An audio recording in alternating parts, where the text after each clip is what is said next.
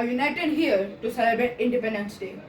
Today's day is important for all Indians because we know the value of how many people have sacrificed their life for us.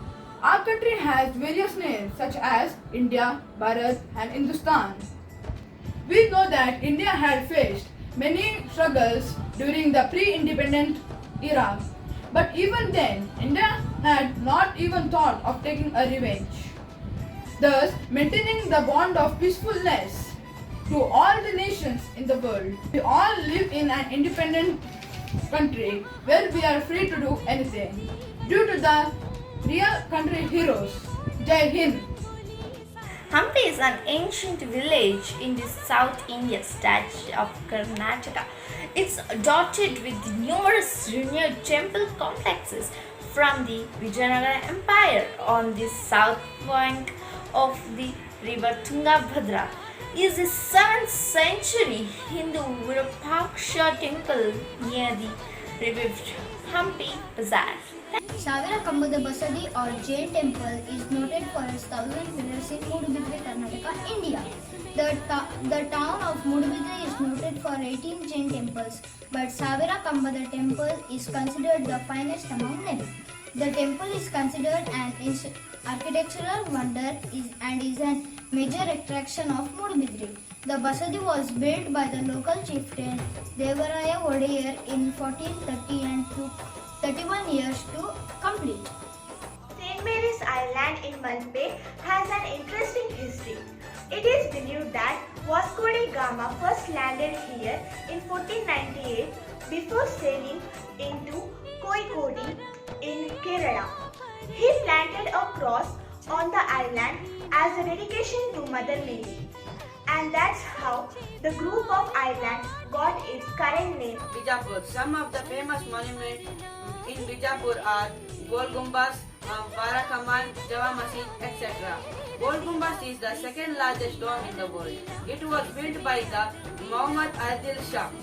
Varakamal was an unfinished tomb. Jama Masjid was one of the largest and the first constructed mosque of the Bijapur. Mysore Palace is one of the most historical monuments in India, built by British architect Lord Henry Irving in 1912. Mysore Palace is located in the heart of the city. Bagedi Kallo is located in Subhas Nagar Road, Page district. Beautifully carved Asian twin stone erected the memory of the two deceased brothers Neelabaga and Kinnibaga. Instead of the brothers overnight dug a trench and the mud was heaped in the form of a huge ball covering a large area. The villagers built the wall. It seems that the brothers were vanished in the early morning. In the memories of these two brothers, the monument was built by the villagers. Do you know about Tipu Sultan, the tiger of Mysore? Well, I'm going to speak about him. He was known as the tiger of Mysore and was a king of Mysore. He was the elder son of Sultan Ali Haidar. St. Aloysius Chapel. This chapel is situated in the heart of the city in the Lighthouse Hill in Mangalore in the state of Karnataka. This chapel was built by Italian Jesuit Antonio Moschino in 1884 and the painting covered almost all of the walls. And the central row of painting is a life of St. Aloysius Gonzaga, to whom the college and chapel is dedicated. St. Philomena's Cathedral is a Catholic church of the Diocese of Mysore.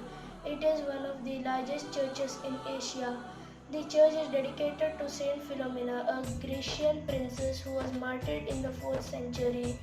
The church's beauty is alluring, which is why it is frequently visited by tourists across the globe. Many miracles happen by worshipping Saint Philomena. That is why it is a very famous church in Mysore. Srirangapattanam. It is a historical place located in the town Srirangapattanam. It is located in south part of India in state of Karnataka. It was built by Timmana Nayak in 1454. The one side of the fort is covered by the river Kaveri. It is one of the most visited historical place in Karnataka.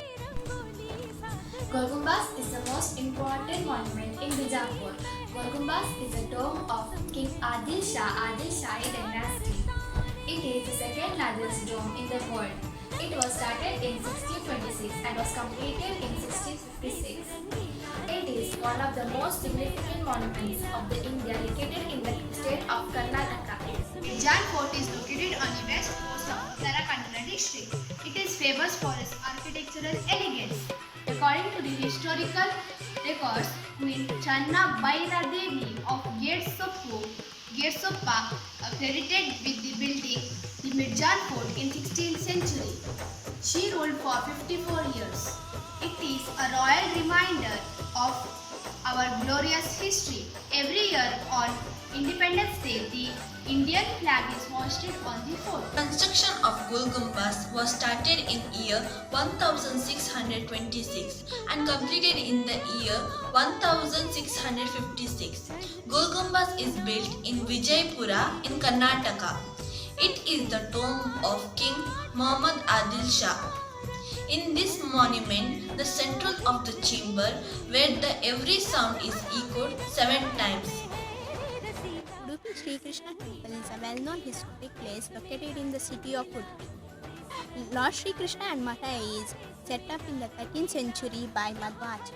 Legend has it that once a Kanakadasa, a worshipper of Lord Krishna, was denied entrance into the temple. Kanakadasa kept praying from outside itself.